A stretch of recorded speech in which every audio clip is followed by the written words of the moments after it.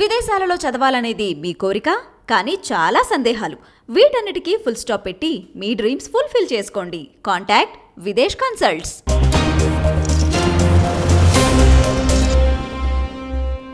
తమ పార్టీ అభ్యర్థుల ఎంపిక తెలుగుదేశం పార్టీ జాతీయ అధ్యక్షుడు చంద్రబాబు నాయుడుకు కత్తి మీద సాములా మారింది. ఇదంతా సునాయాసంగా సులభంగా జరిగే వ్యవహారంలాగా కూడా కనిపించడం లేదు. సరే, జనసేన పార్టీతో పొత్తు పెట్టుకొని పోటీ చేస్తున్న సంగతి మనందరికీ తెలుసు. అయితే తెలుగుదేశం పార్టీ తరపున పోటీ చేసే అభ్యర్థుల బలాబలాల విషయంలో ప్రధానంగా ధన బలాన్నే ప్రామాణికంగా తీసుకుంటున్నట్టుగా అత్యంత విశ్వసనీయంగా తెలుస్తోంది. తెలుగుదేశం పార్టీ వర్గాల ద్వారా కూడా ఈ సమాచారం అందుతోంది.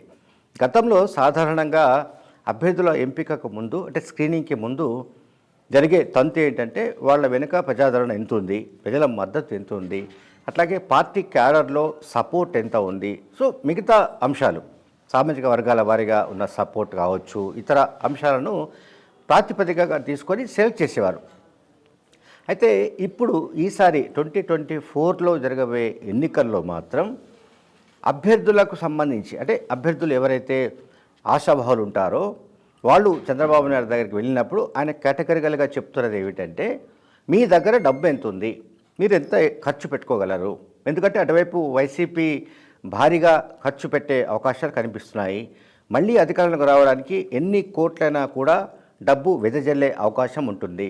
సో దానికి దీటుగా మీరు ఖర్చు పెట్టగలరా లేదా, ఖర్చు పెడితే ఎంత ఖర్చు పెట్టుకోగలరు, మీకున్న సంపద ఏమిటి, ఇవన్నీ కూడా ఇప్పుడు ఆయన ప్రశ్నలు వేస్తున్నట్టుగా ఎవరు చంద్రబాబు నాయుడు ఆశావహులకు, తెలుగుదేశం పార్టీ నుంచి టికెట్లు కోరుతున్న ఆశావహులను ఆయన ప్రశ్నిస్తున్నట్టుగా తెలుస్తోంది. సరే, కొంతమంది తమ దగ్గర 10 కోట్లు ఉన్నాయనో 20 కోట్లు ఉన్నాయని చెప్తున్నప్పటికీ ఆయన చెబుతున్నది ఏమిటంటే, చంద్రబాబు నాయుడు గారు చెబుతున్నట్టుగా జరుగుతున్న ప్రచారం ఏంటంటే, మినిమం 50 కోట్ల రూపాయలు ఖర్చు చేయాల్సి ఉంటుంది. ఆ మేరకు, అంటే వైసీపీ అభ్యర్థులను ఢీకొనాలంటే ఆ స్థాయిలో మీరు ఖర్చు పెట్టుకోగలగాలి. పార్టీ నుంచి మేము మహా అయితే ఒక 10 లేదా 15 కోట్లను సర్దుతామని చెప్పినట్లుగా ఒక ప్రచారం వైరల్ అవుతోంది. సరే, ఈ ప్రచారంలో నిజమెంత ఉంది అనేది పక్కన పెడితే, నిజానికి తెలుగుదేశం పార్టీలో అభ్యర్థుల ఎంపిక అన్నది చంద్రబాబు నాయుడు పైన డిపెండ్ అయి లేదు. గతంలో ఎట్లా జరిగింది ఏమిటనేది పక్కన పెడితే, అంటే అభ్యర్థుల ఎంపికకు సంబంధించిన కసరత్తు వ్యవహారంలో ఈసారి ఆయన చాలా ఒత్తిళ్లలో ఉన్నాడు. ఈ ఒత్తిళ్లకు సంబంధించిన విషయం ఏంటంటే, ఒకటి నారా లోకేష్ కొంతమంది అభ్యర్థుల్ని ఆయన ప్రతిపాదిస్తున్నాడు, సూచిస్తున్నాడు లేదా రికమెండ్ చేస్తున్నాడు. ఆయన కాకుండా మరి కొంతమంది మీడియా అధిపతులు ఉన్నారు, మీడియా సంస్థల అధిపతులు, వాళ్ళు కొంతమందిని ప్రతిపాదిస్తున్నారు. అట్లాగే పార్టీకి సంబంధించిన సీనియర్ల మాట కూడా వినవలసి ఉంటుంది.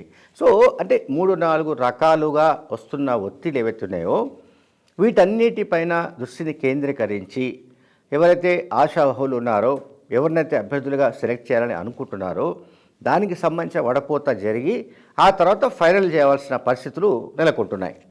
అయితే దీంట్లో ఇంతకుముందు చెప్పినట్టుగా అంటే ప్రధానంగా అర్ధబలం ఏమిటన్నది చంద్రబాబు నాయుడు గారు ప్రతి ఆశావహ వ్యక్తులకి, ఆశావహులు ఎవరైతే ఉన్నారో వాళ్ళందరికీ కూడా మీ దగ్గర ఉన్న డబ్బు ఎంత, మీరు ఎంత డబ్బు పెట్టుకోగలరు, డబ్బు ఉంటే రండి, టికెట్లు అడగండి అని కూడా చెబుతున్నట్టు తెలుస్తుంది. లేదు, మేము పార్టీ కోసం పనిచేస్తున్నాము, పార్టీ కోసం మేము కష్టపడి గడిచిన ఓ 25 ఏళ్ళుగా 20 ఏళ్ళుగా లేదా 10 ఏళ్ళుగా మేము పార్టీని పట్టుకొని ఉన్నాము, పార్టీ కోసం అంకిత భావంతో పనిచేస్తున్నాము, అది ఏదంటే అవేవి అటువంటి పప్పులు ఉడికే పరిస్థితి టీడీపీలో కనిపించడం లేదు.